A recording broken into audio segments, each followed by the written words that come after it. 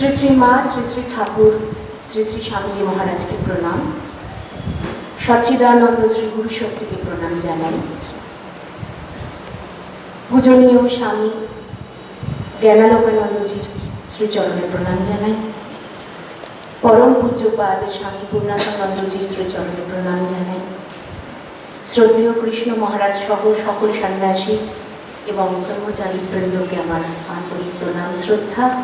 এই সংস্থার সকল কর্মীবৃন্দ, সেবকবৃন্দ সকলকে আমার আন্তরিক শ্রদ্ধা জ্ঞাপন করি।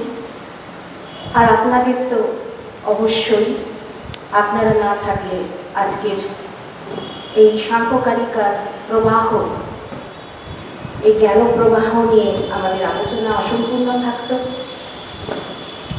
আপনাদের অনুপ্রেরণা, আপনাদের মধ্যে সে পুরুষ এবং প্রকৃতি আমার সামনে বিদ্যমান।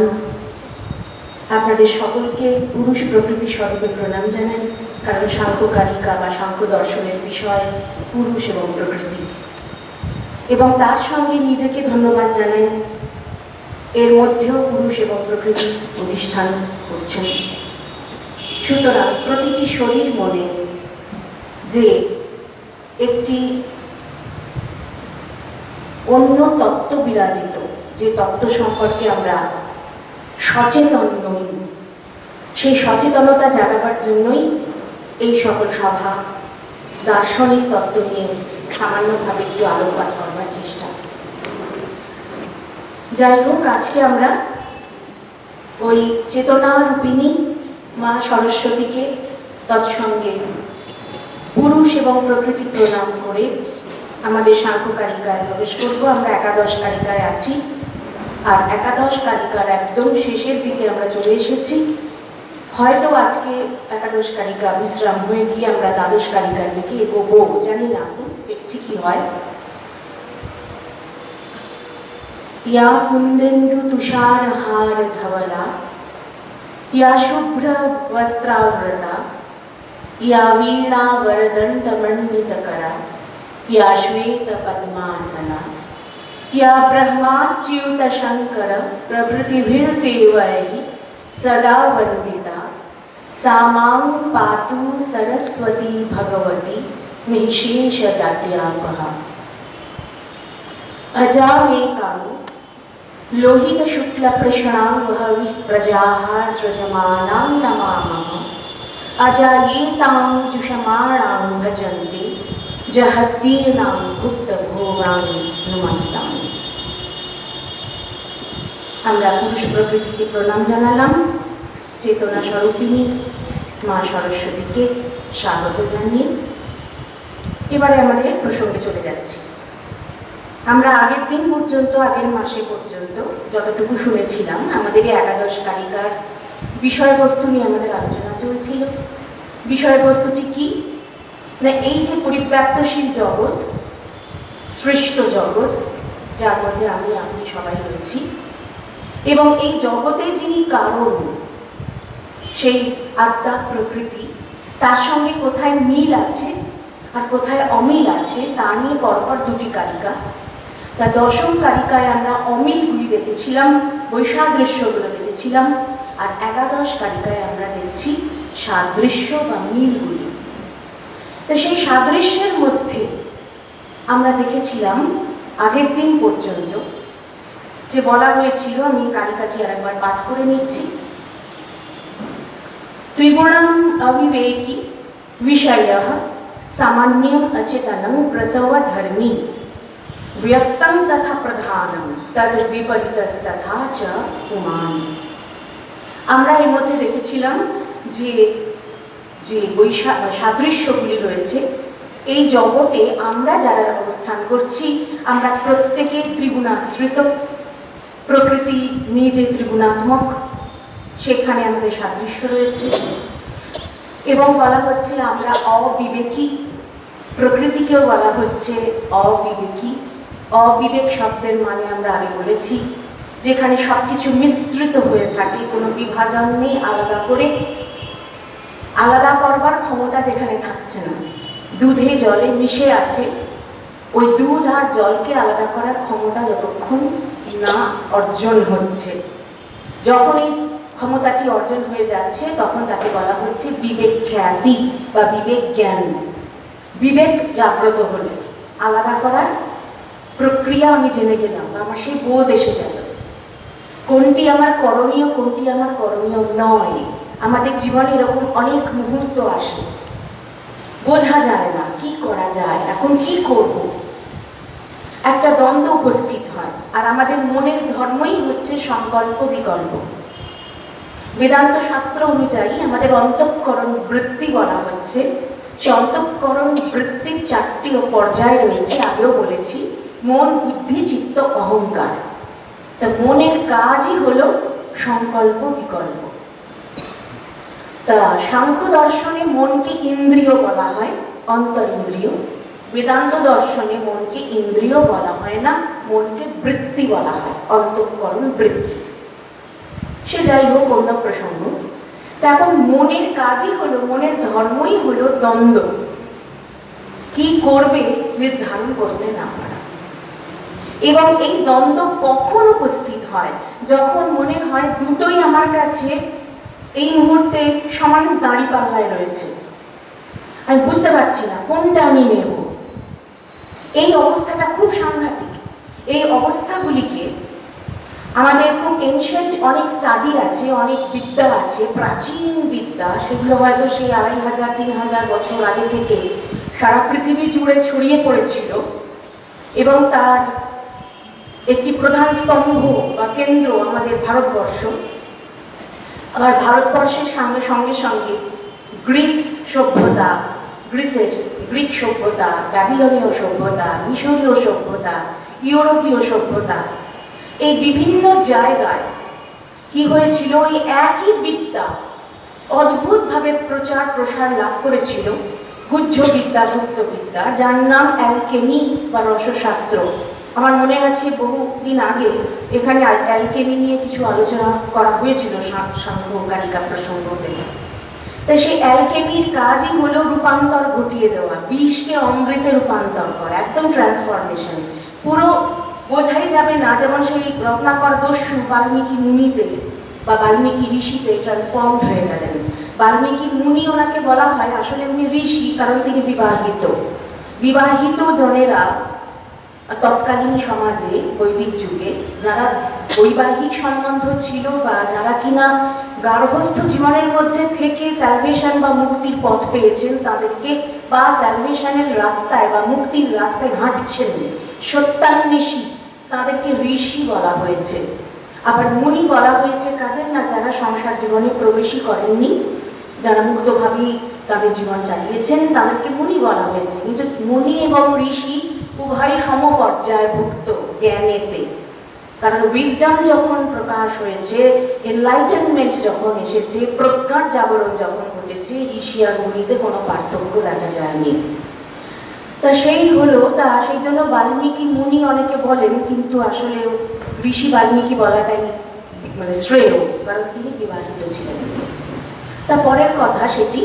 তা এখন রত্নাকর দস্যুর মধ্যে বাল্মীকির সত্তা, ঋষি সত্তা যে লুকিয়েছিল, তাকে টেনে বার করে নিয়ে আসা এবং সেই হিংসাত্মক যে প্রবৃত্তি, তাকে প্রেম প্রবৃত্তিতে, প্রেম বৃত্তিতে বা প্রেম ধর্মতে রূপান্তর ঘটিয়ে দেওয়া, এই যে এক অদ্ভুত কার্য কার দ্বারা সাধিত হলো, না শ্রী গুরু নারদের দ্বারা।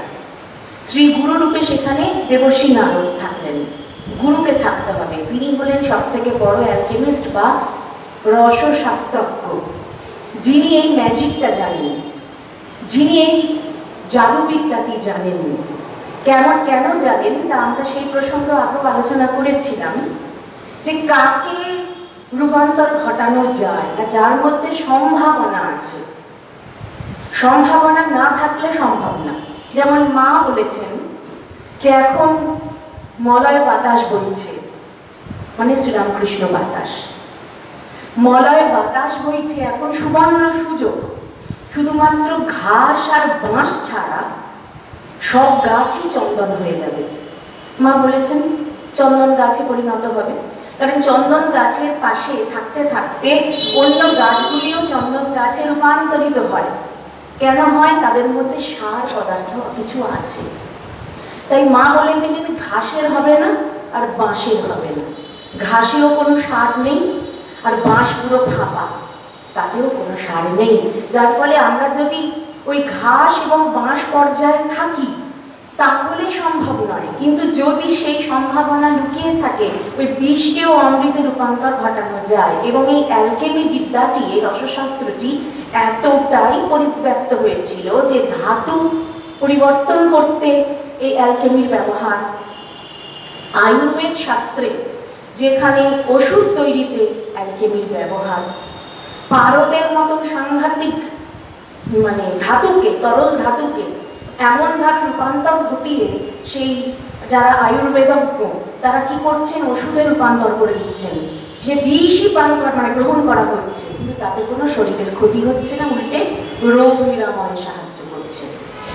কতটা অনুপাত ব্যবহার করতে হবে, কতটা তাপমাত্রা প্রয়োগ করতে হবে, এই যে একটা রসায়ন, তারই একটি স্থূল দিক বা স্থূল বিদ্যা আমাদের কেমিস্ট্রি বা রসায়ন বিদ্যা।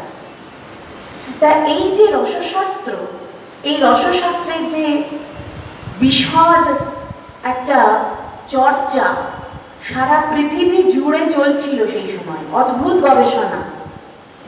তা তারই যেটা স্পিরিচুয়াল দিক বা একদম আধ্যাত্মিক দিক, যেখানে আত্মাকে কি করে উত্তরণের পথে অ্যাসেনশনের দিকে নিয়ে যাওয়া যায়, সেই যে ক্রম বা সেই যে বিবর্তনের দিক, সেইটি হচ্ছে আমাদের এই সকল দর্শন শাস্ত্রকে অনুধাবন করা। আমরা কেন পৃথিবীতে আসি? স্বামীজি বারে বারেই বলেছেন, পৃথিবীতে আমরা শিক্ষা নিতে আসি, আত্মাকে আমরা জ্ঞান দিতে আসি, জ্ঞান লাভ করার জন্য আসি। এটি আমাদের কাছে শিক্ষালয়, বিদ্যালয়। তো এই বিদ্যালয়ে আসার একটাই উদ্দেশ্য, আমরা জ্ঞান লাভ করব, আমরা আরো আলোর দিকে এগিয়ে যাব। কারণ আমাদের শুরুও নেই, আমাদের শেষও নেই। একটা অদ্ভুত সুন্দর একটা চলাচল রয়েছে, একটা তরঙ্গ রয়েছে।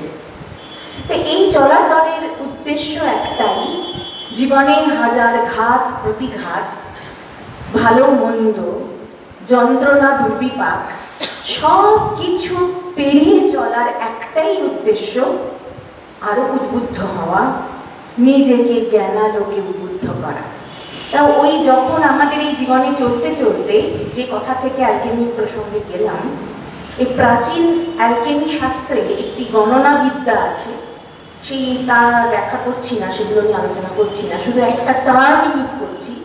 তারা বিভিন্ন আমাদের যে চিন্তার তরঙ্গ, দেখবেন মাও বলেছেন যে মানুষের মনকে বিশ্বাস করা খুব মুশকিল। আজকে ভালো তো কালকে কালো, আজকে পূর্ণিমা তো কালকে অমাবস্যা, মোট রোজ একরকম থাকে না, মুড একরকম থাকে না। আজকে মনটা খুব খুশি খুশি লাগছে, আবার কালকে অকারণে মনটা দুঃখ দুঃখ লাগবে। কেন হবে কেউ জানে না। তা ওই মনের তরঙ্গ যাতে ভালো, যেটা আমার মধ্যে উদ্দীপনা আসছে সেটিকে বাঁচিয়ে বা জাগিয়ে রাখার প্রক্রিয়াটি আমাদের আয়ত্ত করে নিতে হয়, ওই বিবেক জ্ঞানকে জাগ্রত রেখে। যে যেটা আমার পারপাস সার্ভ করছে না, যেটা আমার জন্য বিশেষ উপকারী মনে হচ্ছে না, আমি ওই তরঙ্গকে সরাবো। ওই ধরনের নেগেটিভিটি, ওই ধরনের নেতিবাচক ভাবনা, ওই রকম বিষাদগ্রস্ত চিন্তা আমি মনে স্থান দেবো না। একটা ডিটারমিনেশনে আসা, একটা অ্যাফার্মেশনে আসা। কেন আমি দুঃখ পাবো? কিসের জন্য?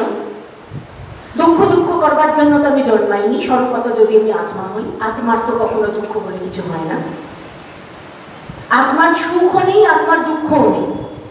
সাংখ্যশাস্ত্রের ভাষায় আত্মা সুখ দুঃখের অতীত, মানে জাগতিক সুখ দুঃখের অতীত। আর বেদান্তের ভাষায় বলবো আত্মা আনন্দ স্বরূপ।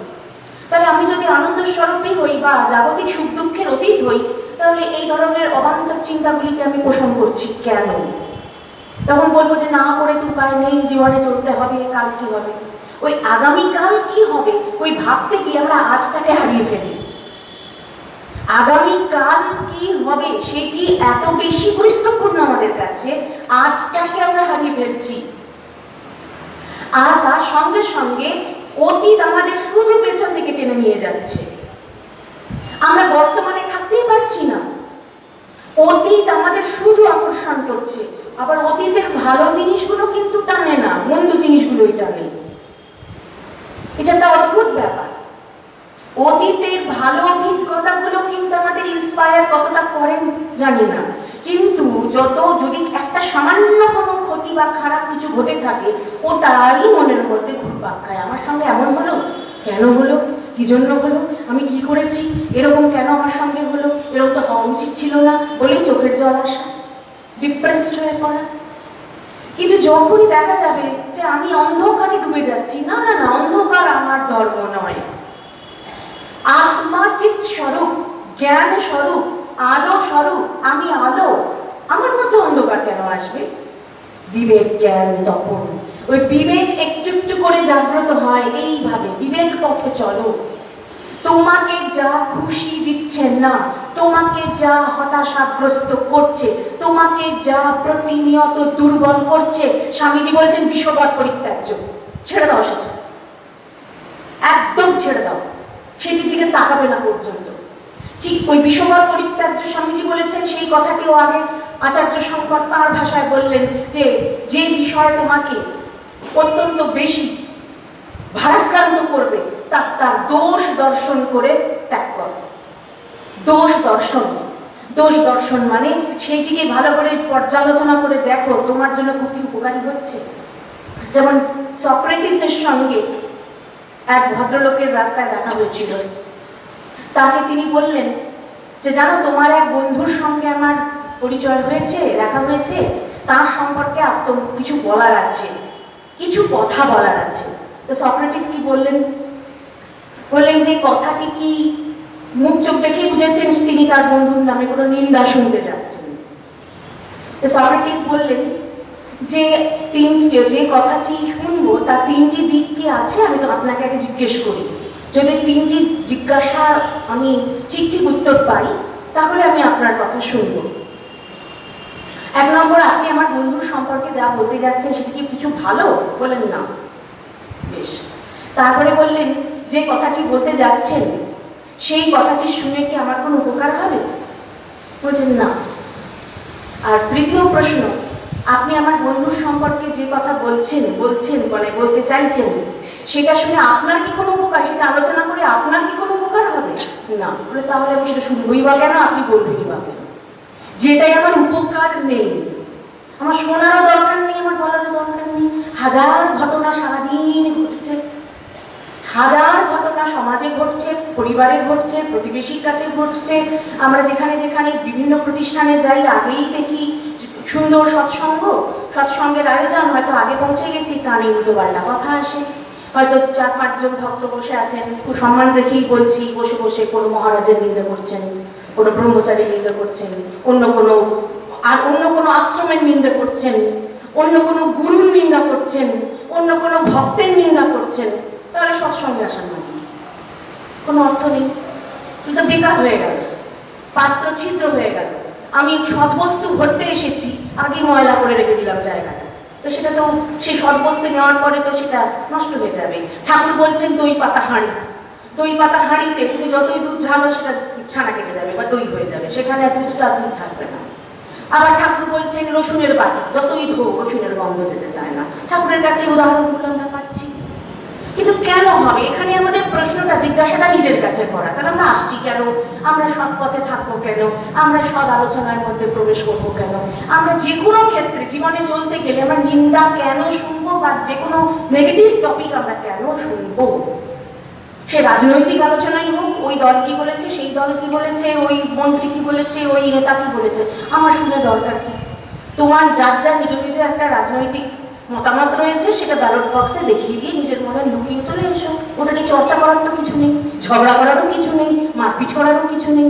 আমাদের জীবনটা ভীষণ ছোট, ছোট জীবনটা আমরা এত উল্টোপাল্টা জিনিস নিয়ে এত কমপ্লিকেটেড জটিল করে রাখার তো কোনো মানে নেই। তোমার কাউকে পছন্দ হতে পারে, তোমার যাকে পছন্দ আমার তাকে অপছন্দ হতে পারে। তাহলে যে অপছন্দ পুরোটা রিলেটিভ ব্যাপার, আপেক্ষিক ব্যাপার। যেখানে আপেক্ষিকতা রয়েছে, যেখানে কোনো একটা আমি অ্যাবসলিউটলি বলতে পারি না এটাই করা উচিত বা এটাই করা উচিত নয়, আমার কাছে যেটা উচিত আপনার কাছে সেটা অনুচিত, সে নিয়ে দ্বন্দ্বে যাওয়ার দরকার নেই। আমার কাছে যেটা উচিত মনে হয়েছে আমি চুপচাপ সেটা নিয়ে পড়ে বলবো। তো তো সে নিয়ে ঝগড়া করে অবান্তর সময় নষ্ট করে বাদ বিবাদ করে লাভটা কি আছে? এই করতে করতে আমাদের সাম্প্রদায়িক ভাবনা, সাম্প্রদায়িক মানে শুধু ধর্ম দিয়ে নয়, হয় না, যে কোনো ক্ষেত্রে একটা সাধারণ একটা ক্লাব, একটা সংগঠন তৈরি হলো, সেখানেও দেখা গেল 4-5টা টুকরো হয়ে বেরিয়ে গেল। এটাও তো একটা সাম্প্রদায়িকতা। যে কথাটি আমার সোমবার দিন স্বামীজির সঙ্গে, মানে আমাদের স্বামী পূর্ণানন্দজির সঙ্গে কথা বলছিলাম, এসেছিলাম, তো সেখানে বেশ কয়েকজন ভক্ত ছিলেন। এখানে একজন মা বসে আছেন, উনিও ছিলেন দিদি, তা ওনার নাম আমার জানা নেই। তা যাই হোক, সেখানে একটি কথা মহারাজ বললেন। মহারাজকে একজন ভক্ত বলছিলেন, সেই প্রসঙ্গেই তিনি বলেছেন যে হ্যাঁ, সম্প্রদায় হওয়া ভালো।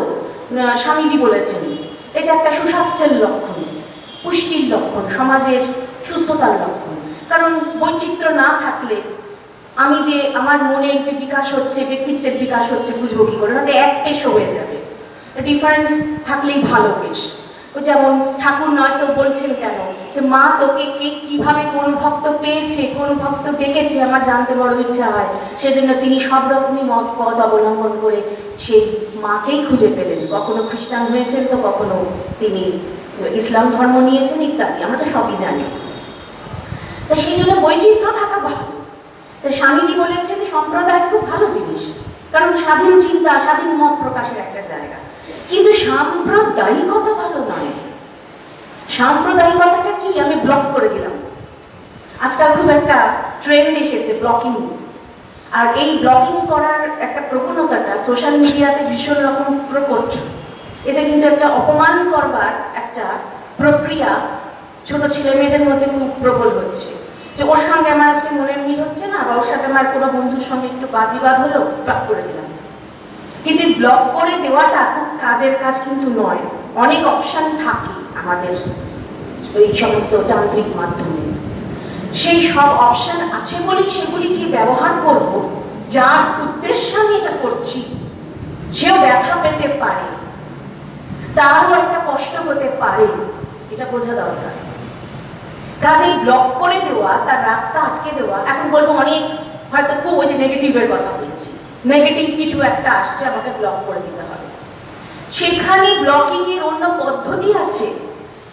তুমি সেটাকে যার কাছ থেকে বা যে ব্যক্তির থেকে তোমার মনে হচ্ছে কোনো নেতিবাচক তরঙ্গ আসছে, যা তোমার নিজের ব্যক্তিত্ব বিকাশে বা নিজের চলার পথে মনে হচ্ছে বাধক, তুমি সেখান থেকে খুব মননশীল প্রক্রিয়া নিজেকে কিছুদিন অন্তত সরিয়ে রাখো, গুটিয়ে রাখো, বা তাকেও এমন কিছু মানে ইতিবাচক বা সকারাত্মক কিছু কথা বলে তার মনটাকেও তুমি ওই সকারাত্মক দিকে যেতে অনুপ্রাণিত করো।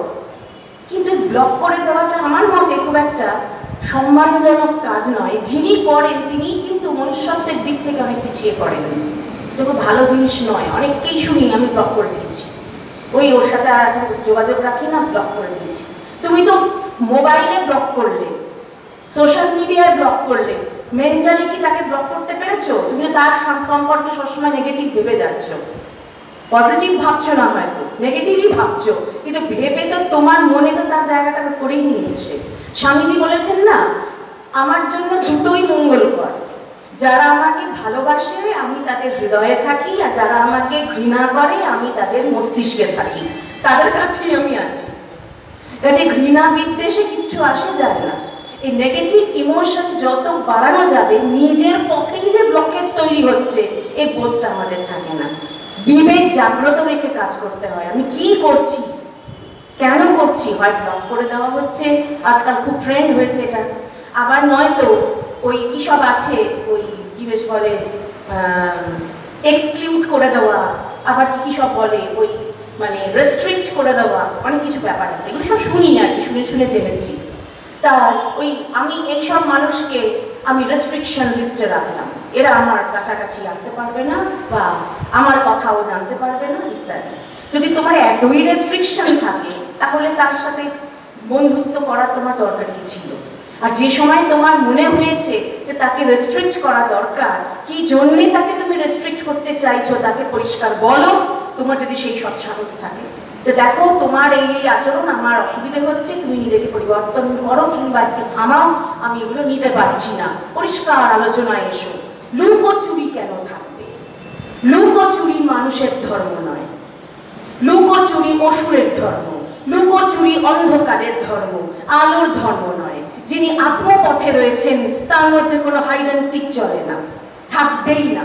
পরিষ্কার হও, কত দ্বন্দ্ব, কত অশান্তি মিটে যায়, কত মনের ভুল বোঝাবুঝি মিটে যায় শুধু একটু মুখ ফুটে ইগোটাকে নামিয়ে, অহংটাকে নামিয়ে যদি একটু মনের ভাব প্রকাশ করা যায়।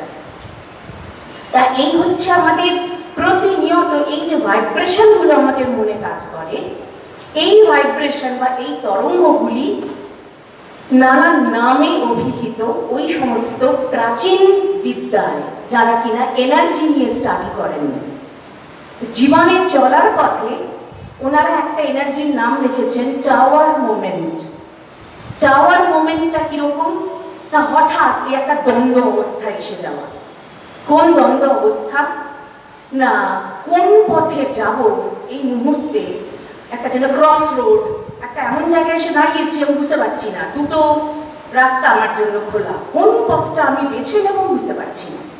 একবার মনে হচ্ছে ডান পথে যাই, একবার মনে হচ্ছে ওইদিকে যাই, একবার মনে হচ্ছে উত্তরে যাই, একবার দক্ষিণে যাই, মানে যেদিকেই হোক দুটো পথ আমার জন্য খোলা রয়েছে। একটা দ্বন্দ্ব, মনের কাজ হচ্ছে ওই দ্বন্দ্বের মধ্যে ফেলা। এই অবস্থাকে বলা হচ্ছে টাওয়ার মোমেন্ট। যারা ভাইব্রেশন নিয়ে কাজ করেন তারা এটির নাম দিয়েছেন। তাই টাওয়ার মোমেন্ট মানে যেন একটা দুর্গ বা একটা যেন উঁচু টাওয়ার রয়েছে, হঠাৎ সুন্দর ছিল, হঠাৎ একটা বিনা মেঘে বজ্রাঘাতের মতন হঠাৎ করে সেখানে বাজ পড়লো আর টাওয়ারের মাথাটা ভেঙে গেল।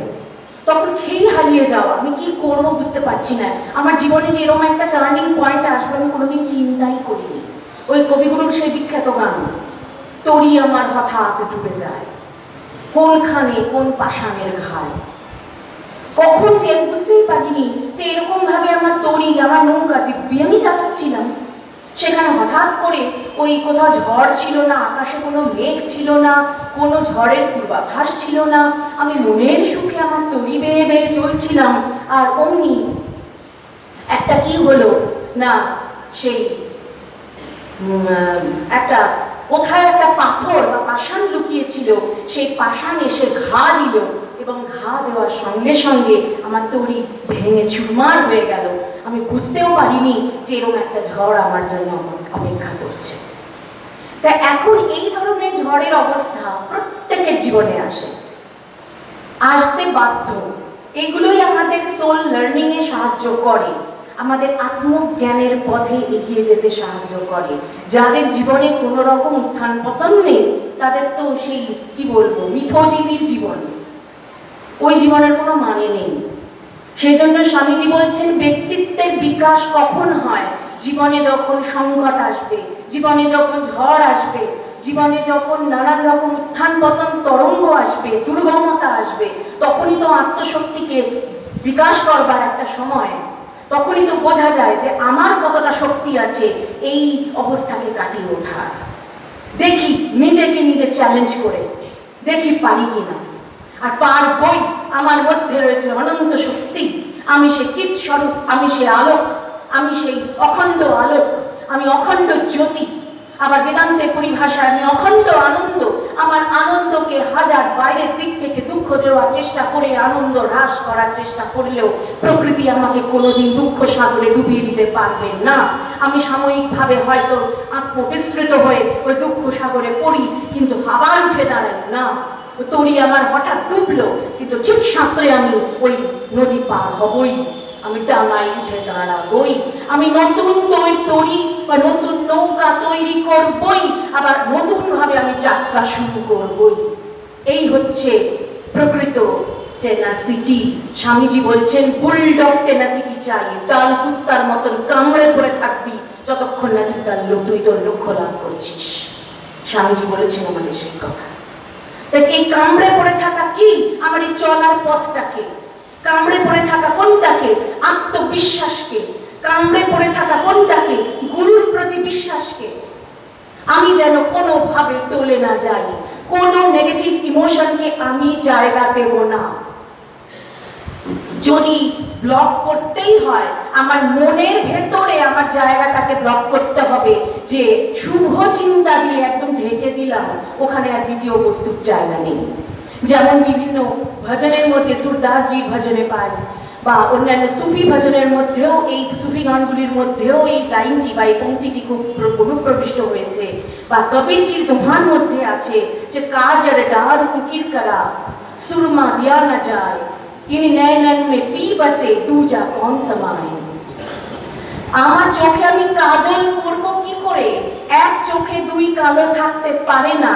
যে চোখে একবার কৃষ্ণ কালো এসেছে, সেই চোখে আর কাজলের প্রয়োজন হয় না। আমি সেই কাজল দিতে গেলেই চোখ কড়কড় করে। এই যে একটা অন্য অর্থ আছে, এর অর্থ হচ্ছে আমার যে অন্তর্চক্ষু, অন্তর্দৃষ্টি, যে দৃষ্টি আলোর পথে চলেছে, সেখানে যেই দেখবো একটু অন্ধকারের মেঘ আসছে, ওই কেন মেঘ আসে হৃদয় ও আকাশে তোমারে দেখিতে দেয় না, তোমারে দেখিতে পাই না, মাঝে মাঝে তব দেখা পাই, চিরদিন কেন পাই না, ওই ব্রহ্মসঙ্গীতে কবিগুরু বলছেন। তা আমার যখন আমি আলোর পথে চলতে চলতে হঠাৎ দেখছি অন্ধকার, বুঝতে হবে আমি কোনো ব্লকেজ নিজের জন্য তৈরি করেছি। আমি তৈরি করেছি, কেউ করে দেয়নি।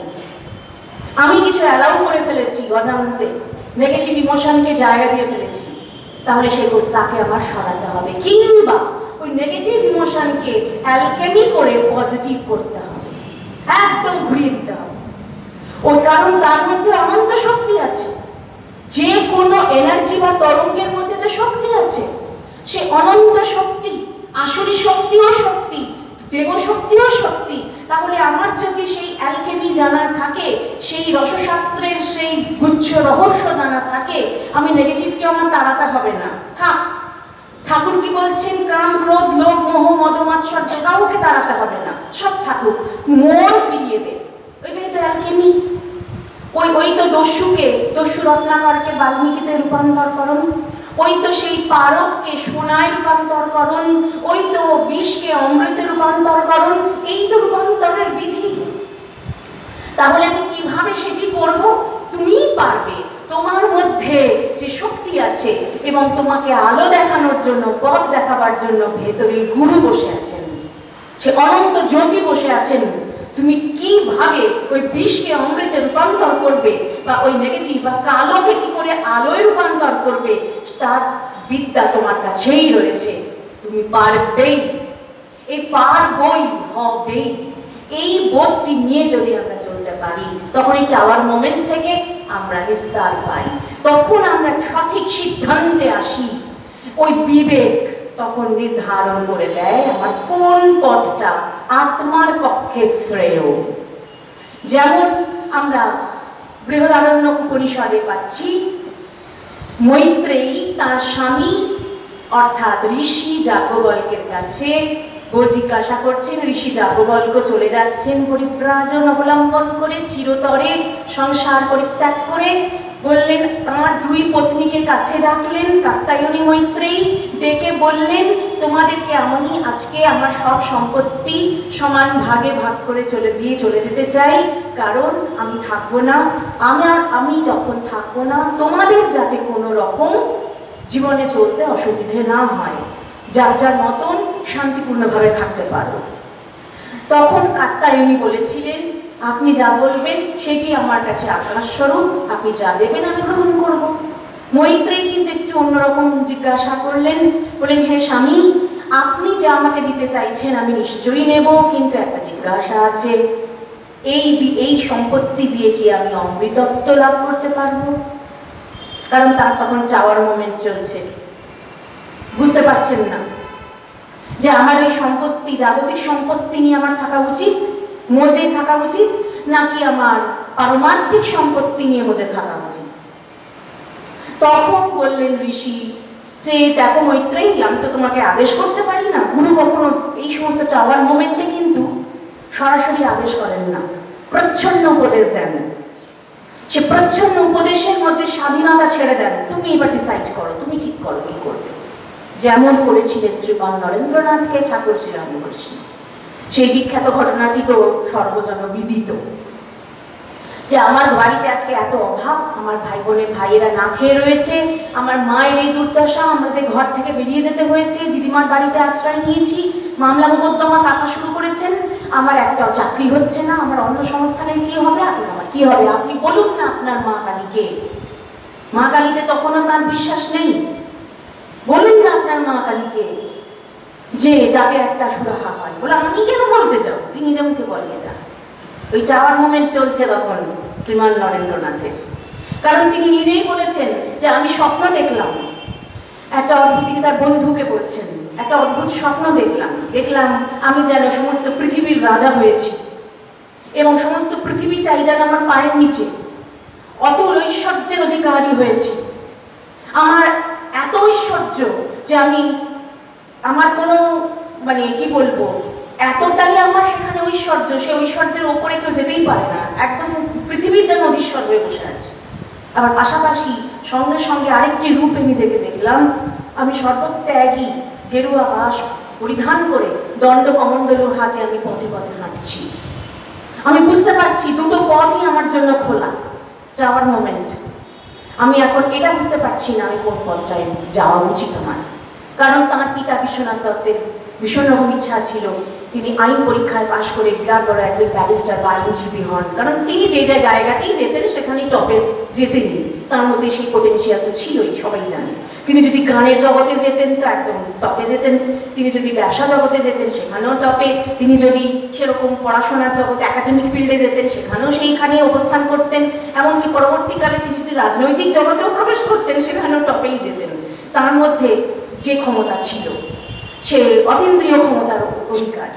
এখন শ্রীমান নরেন্দ্রনাথ তো নিজের সেই পুরনো এনশিয়েন্ট যে ক্ষমতাগুলো নিয়ে এসেছেন, আগের জন্মের যে সমস্ত জিনিসগুলো, সেগুলো তো মনে পড়ছে না তখন, কারণ গুরু এখনো স্পর্শ করেননি। গুরু ছুঁলে তবে জানা যায় আমি কে, গুরুর ছোঁয়া পেতে হয়। ওই পরশমণির ছোঁয়া পেলে, যাকে ফিলোসফার স্টোন বলেন আমাদের এই অ্যালকেমি শাস্ত্রে, ফিলোসফার্স স্টোন, দার্শনিকের পাথর, কি সুন্দর, যেটিকে আমরা পরশ পাথর বলে থাকি, যে লোহাকে সোনায় রূপান্তর করতে পারে। তার গুরুর ছোঁয়া না পেলে নিজের ভেতরের আসল ক্ষমতাগুলো জানা যায় না, আমরা ভুলে থাকি।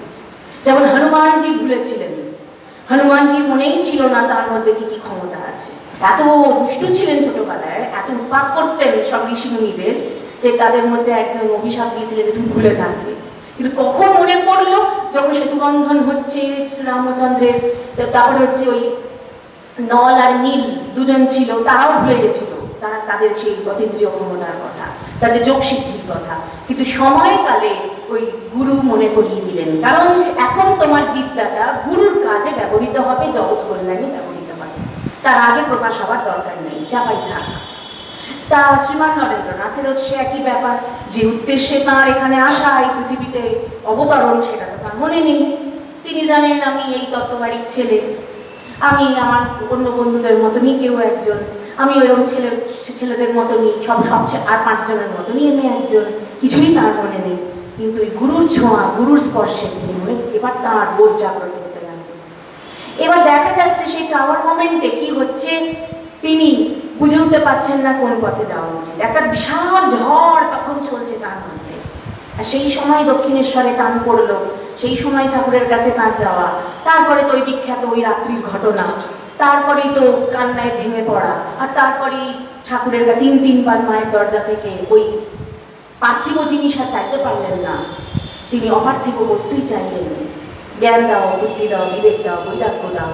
মৈত্রেয়ী যেমন যাজ্ঞবল্ক্যকে বললেন, ইয়ে না হন অমৃতাস্যাম তে না হন কিং করিয়াম, এগুলো দিয়ে যখন আমি অমৃত পাবো না, আপনি বলেই দিলেন যে এগুলোর দ্বারা আর যাই হোক তুমি অমৃতত্ব পাবে না, আমি এনে কি করব, আমার দরকার নেই, প্রয়োজন নেই।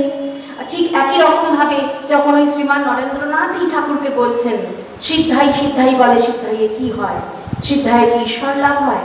ঠাকুর বলছে তুই কি সিদ্ধাই চাস? বলে যদি ঈশ্বর লাভ হয় তাহলে নিশ্চয়ই চাই। বলে ও সব পাবি, ঈশ্বর পাবি না। বলে তাহলে আমার দরকার নেই। তাহলে যিনি প্রকৃত সত্যান্বেষী বা সত্যার্থী, তাঁর কাছে যেমন ভোগৈশ্বর্য মূল্যহীন, তেমন যোগৈশ্বর্য মূল্যহীন। এই যোগৈশ্বর্যগুলিও পথে ব্লকেজ তৈরি করে। একটা অতীন্দ্রিয় ক্ষমতা এত এসে যায় হঠাৎ হঠাৎ সাধকের মধ্যে, তিনি ভাবতে থাকে বাবা আমার মধ্যে এই ক্ষমতা আছে, বা আমি তো বেশ তাহলে অনেকটা পৌঁছে গেছি, অনেকটা এগিয়ে গেছি, এসে যায় অন্ধকার। সেই অন্ধকারে তিনি তার পথ নিজেই রোধ করে ফেলেন। তাহলে এই অবিবেকী দশা আমাদের এই জগতেও আছে, আবার যিনি জগৎ কারণ প্রকৃতি, তার মধ্যেও অবিবেকী দশা আছে। মানে প্রকৃতিতে আবার অবিবেকের কি আছে? তিনি তো আমাদের মতন সৃষ্ট প্রাণী কেউ নন, এখানে আবার অবিবেকের কি আছে? অবিবেক মানে মিশ্রণ। প্রকৃতি এই ব্রহ্মাণ্ডটা এই কল্পে তৈরি করছেন, আগের কল্পে যা তিনি করে রেখে দিয়েছিলেন তার সঙ্গে একটা মিশ্রণ হয়ে আছে। পূর্ব কল্পে তিনি যা করেছিলেন তার সঙ্গে আগামী কল্পে যেটা করতে যাচ্ছেন তার একটা মিশ্রণ ঘটে আছে। তিনি আলাদা করছেন না, বিভাজন করছেন না। সেই জন্যই পুরনো কল্পে যা যা হয়ে থাকে তরঙ্গ, নতুন কল্পেও তা প্রবাহিত হয়। পুরনোটা নতুনের মধ্যে এসে যায় অজান্তে। প্রাচীনকে ছাড়া যায় না, অতীতকে সেই অর্থে ত্যাগ করা যায় না। অতীতের থেকে প্রেরণা নাও। অতীত যদি তোমাকে পা টেনে ধরে তবে তুমি সেই অতীতের সেই দুর্ভাবনাকে বর্জন করে এগিয়ে চলো, অথবা সে অতীতের সেই দুর্ভাবনাকে সুভাবনায় রূপান্তরকরণ করে এগিয়ে চলো। আর যদি অতীতের কোনো ভাবনা তোমাকে অনুপ্রাণিত করে তাহলে ওইটি নিয়ে সেখানে বেশিক্ষণ বসে আস্বাদন না করে সে শক্তিতে আরো দ্রুত বেগে এগোনোর চেষ্টা করো। এইটি হচ্ছে অতীতের প্রেরণা। তাই এইভাবে আমরা হলাম অবিবেকী, তার সঙ্গে বিষয় সামান্য অচেতন। এই পর্যন্ত আমরা আলোচনা করেছিলাম আগের দিন। আমরা সবাই অচেতন, ওই অবিবেকী বলেই আমরা অচেতন, বা অচেতন বলেই আমরা অবিবেকী। আমাদের চেতনা নেই, আমরা চলছি চলছি চলছি। যেখানে চেতনার জাগৃতি হবে সেখানে একটা স্থিরতা আসবে। আমাদের তো স্থিরতা আসছে না। যখন আমরা স্থির হয়ে যাব, যখন আমরা সাক্ষী ভাব অবলম্বন করব, যখন আমরা ছবির মতন সব জিনিসগুলো, ঘটনাগুলোকে পর্যালোচনা করবার শক্তি অর্জন করব, বুঝতে পারবো চেতনার দরজা আমার কাছে খুলে গেছে। আমি আস্তে আস্তে নিজের কাছে যাচ্ছি, আমার নিজের স্বরূপ জাগ্রত হচ্ছে, আমি আলোকিত জগতে প্রবেশ করছি। আমার জীবনে ঘটা অত্যন্ত কিছু মন্দ ঘটনাকেও আমি সাক্ষীভাবে পর্যালোচনা করার শক্তি পাচ্ছি। ইনভলভড হয়ে থাকলে পর্যালোচনা করা যায় না। আপনি কোনো ছায়াছবি দেখছেন, খুব দুঃখের কোনো দৃশ্য, আপনি ভুলে যাচ্ছেন আপনি দর্শক, আপনি সেই গল্পের পাত্রপাত্রী কান্নাকাটি করছে, তার মধ্যে আপনিও কাঁদতে শুরু করছেন। কিন্তু যখন আপনার মনে পড়ছে আরে আমি তো দর্শক, আমার সঙ্গে তো ঘটনাটা ঘটছে না, তাহলে আমি কেন কাঁদছি? তাই তখন কি হচ্ছে? সাক্ষী ভাব। সাক্ষী ভাব আসলে কি হচ্ছে? গল্পটাকে বোঝা যায়। অনেক সময় আমরা গল্প প্রথম বা মাঝামাঝি এসে শেষটা বুঝতে পেরে যাই, শেষে কি হতে চলেছে। কেন বুঝতে পারি? সাক্ষী ভাবে আছি বলে। তাই নিজের জীবনটাকেও যদি সাক্ষী ভাবে দেখার অভ্যাসের দিকে নিয়ে যাওয়া যায়, যাই ঘটনা ঘটবে সাময়িক ইনভলভমেন্ট হয়, সেই সময় একটা খেই হারিয়ে যায় ওই যাওয়ার মোমেন্ট। কিন্তু আবার যদি আস্তে আস্তে প্রচেষ্টা করে নিজেকে ওই ক্ষেত্র থেকে একটু 4-5 পা একটু পিছিয়ে এনে দৃশ্য বলে ঘটনার পর্যালোচনা করা যায়, দেখা যায় এই আপাত মন্দ ঘটনাটি আমাকে কত বড় শিক্ষা দিয়ে গেল। আপাত মন্দ ঘটনাটি আমার আত্মবিশ্বাস কতখানি জাগিয়ে দিয়ে গেল। আপাত মন্দ ঘটনাটি আমাকে কিভাবে উত্তরণের আলো দেখালো। না না না, এ তো মন্দ নয়, এ তো বেশ ভালো, বেশ তো চ্যালেঞ্জিং, বেশ তো নিজেকে বুঝে নিলাম, বাহ বেশ ভালো লাগছে। তো তখন দেখা যায় নতুন উদ্যমে জেগে উঠে চলবার প্রেরণা তৈরি হলো। তো এইভাবে আমাদের চলতে চলতে কি হচ্ছে, একটা সময় আসছে বলা হচ্ছে প্রসবধর্মী। তুমিও প্রসবধর্মী, আবার জগৎ কারণ তিনিও প্রসবধর্মী। বলেন প্রসবধর্মী মানে এখানে সাংখ্য শাস্ত্রে তো কোনো উৎপত্তির কথা বলা নেই। যেখানে উৎপত্তি সেখানে প্রসব। প্রসব মানে নতুন করে কিছু একটা তৈরি করা। কিন্তু সাংখ্য শাস্ত্র বলছেন নতুন এখানে তৈরি হওয়ার কিচ্ছু নেই, সবটাই আছে। সময়ে সময়ে শুধু প্রকাশিত হয়, আবার সময়ে সময় সেটা অদৃশ্য হয়। সব আছে এখানে, কিচ্ছু নেই বলে কিছু নেই। আজকে তুমি যেখানে দাঁড়িয়ে আছো, সাংখ্যশাস্ত্র মতে আজকের যে তুমি এখানে দাঁড়িয়ে আছো, এই জায়গায় তুমি আজকে আসতে বাধ্য হয়েছো কারণ তুমি যে তরঙ্গ সাহায্য নিয়ে আজকে এখানে এসেছো, এই তরঙ্গগুলো আগে থেকে ছিল। তুমি ওই তরঙ্গগুলোকে আকর্ষণ করেছো, টেনেছো নিজের জীবনে। যেমন ভেবেছো তেমন হয়েছো। যেমন স্বামীজি বলছেন, যেমন ভাববি তেমন হবি। যেমন যেমন ভাবা তেমন তেমন হওয়া, তুমি যেমন ভেবেছো তেমন হয়েছো, সবটাই ছিল। তুমি যেটাকে আকর্ষণ করে নিজের জীবনে এনেছো, তুমি তেমন তেমন রূপ পেয়েছো। এই যা, আর কিছুই না, সবটাই ছিল। হঠাৎ করে কিছু হয় না, কোনো জিনিস হঠাৎ করে হয় না, তার একটা প্রেক্ষাপট থাকে। তো এইভাবে প্রসবধর্মী কথাটির তাহলে অর্থ এখানে কি দাঁড়াচ্ছে বলে, সাংখ্যকারিকার মতে আচার্য ঈশ্বরকৃষ্ণ যে কথাটি বলতে চাইছেন, প্রসব মানে এখানে প্রডিউস করা নয়, এখানে প্রসব মানে হচ্ছে এখানে পরিণাম। পরিণাম মানে পরিবর্তন, একটা চেঞ্জ। এই যে নিরন্তর পরিবর্তন ঘটছে, নিরন্তর আমি বুঝতে পারছি আমার মধ্যেই পরিবর্তন আসছে, নিরন্তর বুঝতে পারছি কালকের আমি আর আজকের আমি এক নই। গতকালকের আমি যা ভাবনা ভেবেছি, আজকে তার মধ্যে কিছু পরিবর্তন এসেছে এবং সেই পরিবর্তন আমাকে আরো এগোতে সাহায্য করছে। আমার আস্তে আস্তে পরিণমন ঘটছে, এর নাম হচ্ছে প্রসবধর্মিতা।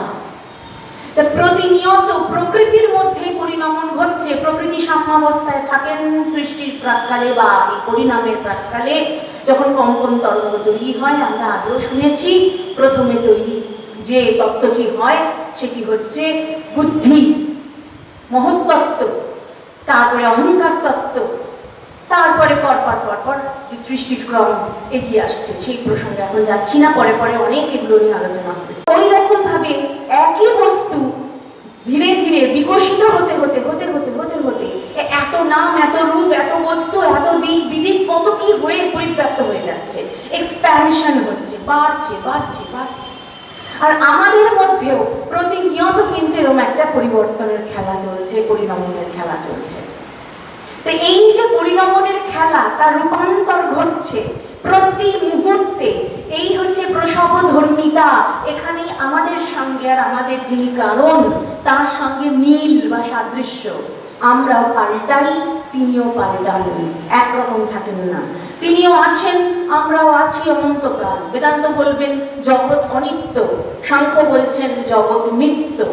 তিনি যখন নিত্য, নিত্য বস্তু থেকে, নিত্য জিনিস থেকে কখনো অনিত্য জিনিসের জন্ম বা প্রকাশ হতে পারে না, বা ওই জন্ম কথাটা সাংখ্য দর্শন অনুযায়ী নয়, মানে প্রকাশ হতে পারে না।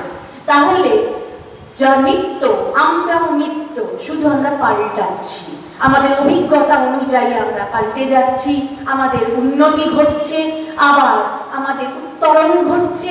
আর ওই উত্তরণের পথে যদি বাধক কিছু আসে, আমাদের এই জাগ্রত থেকে সে বাধাকে সরাতে হবে।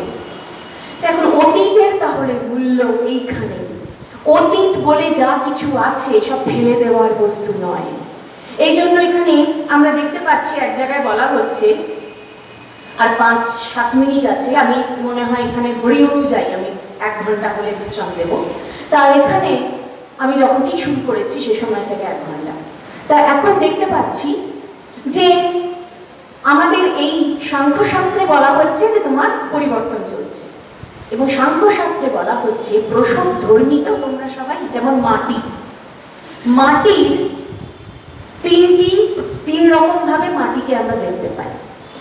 মাটি থেকে ধরে নিচ্ছি একটা উদাহরণ হিসেবে, মাটি থেকে ঘর তৈরি হলো, তা ঘরটা তৈরি হবে হবে করছে, তার মানে এটা ভবিষ্যৎ।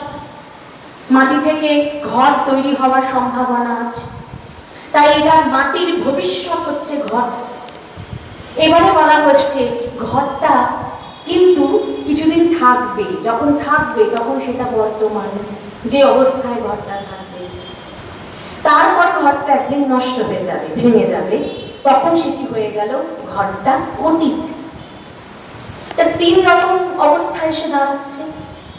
যা কিছু প্রসবধর্মী, যেমন আমাদের শরীর, মাতৃ জঠরে থাকাকালীন একটা দেহ পূর্ণাঙ্গ অবয়ব প্রকাশিত হতে যাচ্ছে, ভাবী সন্তান আসছে, তার ভবিষ্যৎ। একটা স্ট্রাকচার নিয়ে বেরোলো, প্রকাশিত হলো, একটি সন্তান পৃথিবীতে তার অবস্থান ঘটলো। ওটা সেই মুহূর্তে হয়ে গেল বর্তমান। সেই বর্তমানটাই আস্তে আস্তে আস্তে আস্তে ক্ষয়ের দিকে যাচ্ছে, একদিন এই দেহটা নষ্ট হয়ে যাবে। তখন অতীত, সেই মানুষটা নেই, অতীত হয়ে গেছেন। সাংখ্য বলছেন যে এইরকম তিনটি অবস্থা থাকছে এই জগতের, প্রসবধর্মী যা কিছু সবেতেই অতীত, বর্তমান, ভবিষ্যৎ, এই তিনটি অবস্থা থাকে, এবং যেটি অতীত হয়ে যায় সেটা ফেরে না। কিন্তু বেদান্তে একটি প্রকরণ আছে বিখ্যাত, পঞ্চপাদিকা প্রকরণ। ওইটি বলে আজ এখানে বিরাম দেব। পঞ্চপাদিকা প্রকরণে বলছেন কে না, আচার্য সনন্দন। আচার্য সনন্দন হলেন শঙ্করাচার্যের অন্যতম প্রিয়তম শিষ্য। এই সনন্দন আচার্যের একটি ছোট্ট ঘটনা আজকে উল্লেখ করছি। সনন্দন আচার্য তখন রয়েছেন তার গুরুর সঙ্গে জ্যোতির্মঠ, যাকে আমরা এখন যোশী মঠ বলি। তো সেই যোশী মঠে সেখানে তারা তখন অবস্থান করছেন। অলকানন্দা নদী, খরস্রোতা নদী, নদীর পাড়ে বসে আচার্য শঙ্কর তার শিষ্যদেরকে বিদ্যাদান করছেন। আর সমস্ত শিষ্যদের মনে একটা জিজ্ঞাসা, গুরুদেব সবাইকে সমান চোখে দেখেন, সমদর্শী ঠিকই, কিন্তু সনন্দনের উপরে যেন একটু বেশি ভালোবাসা দেখতে পাই, মনে হয় প্রচ্ছন্নভাবে একটু তার উপর স্নেহটা যেন একটু বেশি। তাতে কি হচ্ছে, সতীর্থদের মনে একটু ঈর্ষা, যে ওকে একটু বেশি গুরুদেব ভালোবাসছেন, এই ঈর্ষার বোধ কাজ করে। তখন কি হলো, গুরুদেব আচার্য শঙ্কর অন্তর্যামী, তিনি বুঝতে পারছেন এদের মনে ঈর্ষা জেগেছে, একটা কিছু লীলা না ঘটালে এরা বুঝবে না কেন ওর উপরে আমার একটু টান বেশি। একদিন সনন্দনকে তিনি একটি কাজে পাঠালেন অলকানন্দার উপারে। তার তখন কোনো সেতু ছিল না, এক পাহাড় থেকে আরেক পাহাড়ে যাওয়ার, পাকদণ্ডি ধরে ধরে অনেক দূরে নিয়ে গেছেন। তিনি ওই নদীর ওপার থেকে দেখছেন যে গুরু, ছোট্ট দেখা যাচ্ছে যে গেরুয়া বসন করে তার গুরু ভাইদেরকে বিদ্যাদান করছেন, তিনি দূর থেকে দেখছেন। তেমন ওই সময়ে কি করলেন, গুরু নজর করছেন, সনন্দন ওই পাহাড়ে গিয়ে পৌঁছেছে। তিনি হঠাৎ তারস্বরে চিৎকার করলেন সনন্দন বলে। ওই তারস্বরে যখন চিৎকার করলেন সনন্দন বলে, এত জোরে সেই তার আর্তনাদ ছিল, পাহাড়ের গায়ে প্রতিধ্বনিত হয়ে সেই শব্দ যখন, গুরুর কণ্ঠস্বর যখন সনন্দনের কানে এসে পৌঁছালো, সনন্দন ভাবলেন গুরুদেবের কি কোনো বিপদ হয়ে গেল নাকি, উনি আমাকে ডাকছেন, কিন্তু আমি এখন পাহাড় দিয়ে যেতে তো অনেক সময় লাগবে, আমি জলেই ঝাঁপাই। তিনি এক মুহূর্ত দ্বিধা করলেন না, এক মুহূর্ত তিনি ভাবলেন না আমার মৃত্যু হতে পারে এই জলের মধ্যে আমি যদি ঝাঁপিয়ে পড়ি। যেমন স্বামীজি ওই কন্যাকুমারীতে গেলে এখনো পর্যন্ত ভাবলে অবাক হতে হয়, কি করে তিনি ওই কন্যাকুমারী থেকে গিয়ে ওই মায়ের যেখানে চরণ চিহ্ন আছে সেই শিলাতে তিনি পৌঁছেছিলেন, যেখানে আমাদের লঞ্চে করে যেতে হচ্ছে, যেখানে সেই সময় কি অবস্থা ছিল, ওখানকার পরিবেশ পুরো জঙ্গলাকীর্ণ, কোনো জনবসতি শূন্য, এবং সেখানে হিংস্র প্রাণীরা, জলজন্তুরা সেখানে ঘুরে বেড়ায়। কোন টান, কোন অদম্য টান, কোন অদম্য প্রেরণা, অদম্য ভালোবাসা, অদম্য আত্মশক্তি তাকে ওই জলের তরঙ্গকে ভ্রুক্ষেপ না করে ঝাঁপিয়ে পড়তে অনুপ্রাণিত করেছিল। ওই একটাই জিনিস, ভালোবাসা। ভালোবাসার মতন শক্তি আর কিছুতে নেই। স্বামী নারায়ণ তীর্থজি বলতেন যে ভালোবাসায় চোখে জল পড়ে, ওই চোখের জল দুর্বলতার প্রতীক নয়, শক্তির প্রতীক। পৃথিবীর সব থেকে বড় শক্তি হচ্ছে ভালোবাসা, এবং তার বহিঃপ্রকাশে যদি চোখে জল আসে সেটাকে কখনো দুর্বলতা ভেবে ভুল করো না। সুতরাং ওই একই রকম ঘটনা দেখতে পাচ্ছি সনন্দনের। ঝাঁপিয়ে পড়েছিলেন, এবং ঝাঁপিয়ে পড়ে তিনি জানেনও না কিভাবে তিনি পথ চলে ওই জলের ওপর দিয়ে হেঁটে যাচ্ছেন। যেন তিনি একটি করে চরণ রাখছেন, আর পায়ের তলায় একটা করে পদ্ম ফুল ফুটে উঠছে। প্রতিটি পদ্মের ওপর পা রেখে রেখে তিনি পৌঁছলেন ও পারে গুরুর কাছে। গুরুদেব আপনার কি হয়েছে তার খেয়ালও নেই, যোগ সিদ্ধি প্রকাশ হয়ে গেছে আপনা আপনি গুরু কৃপায়। তো খেয়ালও নেই পায়ের তলায় পদ্মফুল ফুটেছিল, কিভাবে যে সেতুর মতন ওই পথটা, ওই খরস্রোতা অলকানন্দার ওপর দিয়ে তিনি হেঁটে এসেছেন তার মনেও নেই, বুঝতেই পারেননি। তার 1,00,000 গুরুর কোনো বিপদ হয়নি তো। সমস্ত সতীর্থরা তো অবাক, কি সনন্দন কি করে এটা পারল। তখনই তাদের মাথা লজ্জায় হেঁট হয়ে গেল, আমরা পারতাম না। এই টান এমনি হয়নি, গুরুর প্রতি শিষ্যের এই প্রেম, সেই জন্য ওই দুই হৃদয়ের তরঙ্গে তরঙ্গ বাঁধা পড়ে। তাই মাঝে মাঝে ধরা পড়ে যায় সমদর্শী হয়েও গুরুর যেন একটু আলাদা নজর সনন্দনের ওপর। এবং এই সনন্দনের নাম পরবর্তীকালে হয় পদ্মপাদাচার্য, যেহেতু তার চরণতলে পদ্ম ফুটে উঠেছিল। আজকের সময় হচ্ছে না, আমরা ওই পদ্মপাদাচার্যের একটি বিশেষ কথা, বিশেষ ঘটনা এবং তার সঙ্গে এই সাংখ্যকারিকার সঙ্গে তার যে সংযোগ বা মেলবন্ধন, বেদান্তের মেলবন্ধন, তা নিয়ে আলোচনা করব আগামী মাসের 25 তারিখ। যদি কোনো বাধা বিপত্তি, প্রাকৃতিক দুর্যোগ ইত্যাদি না আসে, ওই তিনি যদি কৃপা করেন আমাদের আবার দেখা হবে। তা আজকে আমরা এখানে বিরাম দিচ্ছি এবং বিরামকালে আমাদের এইটুকুই শিক্ষা নিই আজকের কথা থেকে, সব কিছু পরিবর্তনশীল, পরিণাম যুক্ত। সেটা একটা জিনিসে আমাদের স্থির থাকতে হবে যে আমরা চিৎ স্বরূপ, আমরা জ্ঞান স্বরূপ, আমরা আত্মস্বরূপ। আর আত্মস্বরূপের যে বোধ, সেটা কিসের দ্বারা স্থিরীকৃত হয় না, নির্ভেজাল ভালোবাসার দ্বারা। সেই ভালোবাসাটা সদ্বস্তুর প্রতি যাতে আমাদের নিরন্তর জাগ্রত হয়, উত্তরোত্তর বৃদ্ধি পায়। ওই যাওয়ার মোমেন্ট যদি জীবনে কখনো আসে, আমরা যেন বেছে নিতে পারি কোন পথটি আমার আত্ম উত্তরণের পথে সহায়ক, আমি সেই পথে চলবো। এই সিদ্ধান্তে যাতে আমরা উপনীত হতে পারি, সেই প্রার্থনা সচ্চিদানন্দ গুরুর কাছে রেখে আজকে এখানে কথা বিরাম দিলাম। ওম পূর্ণমাদঃ পূর্ণমিদং পূর্ণাৎ পূর্ণমুদচ্যতে পূর্ণস্য পূর্ণমাদায় পূর্ণমেবাবশিষ্যতে। হরি ওম তৎসৎ। ওম শান্তি শান্তি শান্তি।